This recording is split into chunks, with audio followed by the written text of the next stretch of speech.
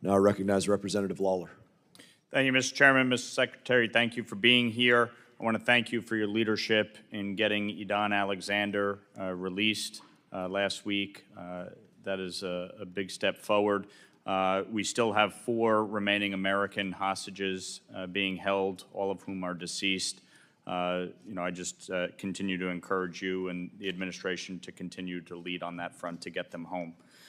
Last Congress, we passed legislation to create a special envoy for the Abraham Accords within the Department of State. The Biden administration refused to fill that position.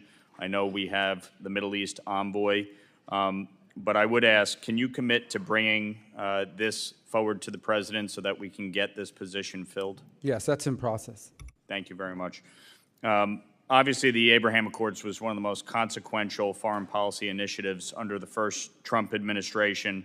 And prior to October 7th, I think we were making progress. But since obviously it has somewhat stalled, how critical long-term for peace do you believe it is for Saudi Arabia to normalize relations with Israel, and where do you see that in the process? Well, I think it would be a major development, one that I thought was moving in a positive direction until, as you said, October 7th. I think there's still a willingness to do it. Certain conditions are impediments, October 7th being one of them. But the Saudis have continued to express an interest, as have the Israelis, in reaching that agreement. In the meantime, we do have an Abraham Accords office that is actively working to identify a number of countries who have lined up and already, and I think we may have good news certainly before the end of this year, of a number of more countries that are willing to join that alliance. And the last point I would make is it's also critically important that we do all we can to live up to the commitments made on the part of the United States on behalf of the countries that previously joined the alliance, be it the UAE, which is part of the effort for this trip this weekend. It wasn't some of these other nefarious purposes. It's to continue to strengthen the commitments that were made to the UAE as part of the Abraham Accords, but also Morocco and other countries such as this. So I think that this is important that we continue to build on it. But you start building by ensuring the countries that are already a part of it feel like our part of the bargain has been lived up to. Agree. You were a very strong voice against the BDS movement when you were in the Senate. And as you know, there is a loophole in the current anti-boycott law that was signed by President Trump that allows intergovernmental organizations like the United Nations to pressure U.S. companies into supporting boycotts against U.S. allies like Israel. I have introduced the IGO Anti-Boycott Act to close that loophole and hold the United Nations to the same standard as foreign governments that is already in law. Would you support closing that loophole? Well, again, like any legislation, I'd want to see it, but the concept you've just outlined is one that I think the administration will be very supportive of. Appreciate it. I know my colleague, Mr. Moskowitz, touched on the Iran nuclear framework that is being negotiated. I think we can all agree that Iran should not have a nuclear weapon, and I know you and the administration are working to prevent that. So I appreciate your efforts on that. Yeah, if I could respond. Yeah.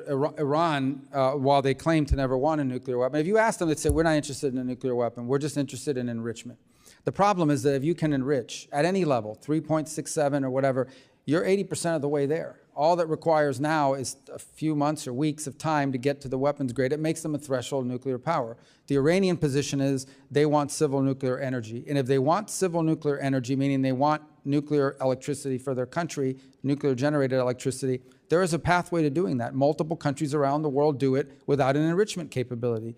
If, on the other hand, they want an enrichment capability, then that makes them a threshold nuclear weapons power, and that's an unacceptable outcome. And that's the reason why we have a problem with what they're doing now. And it's the reason why the president is imposing maximum pressure. Every single day, increasing number of sanctions are going on. And it's the reason, by the way, why the E3, the European three, are on the verge of instituting snapback sanction provisions against them by October of this year.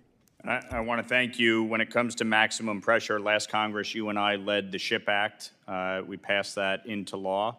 And this administration has already taken significant steps to enforce the SHIP Act, as well as the Iran-China Energy Sanctions Act, to go after the financial institutions facilitating the trade. We previously, in a markup, passed the Enhanced Iran Sanctions Act to expand the authorities. Would you support that effort to continue to provide the administration with enhanced capabilities to crack down on this illicit oil trade? Absolutely. Very good. Thank you, Mr.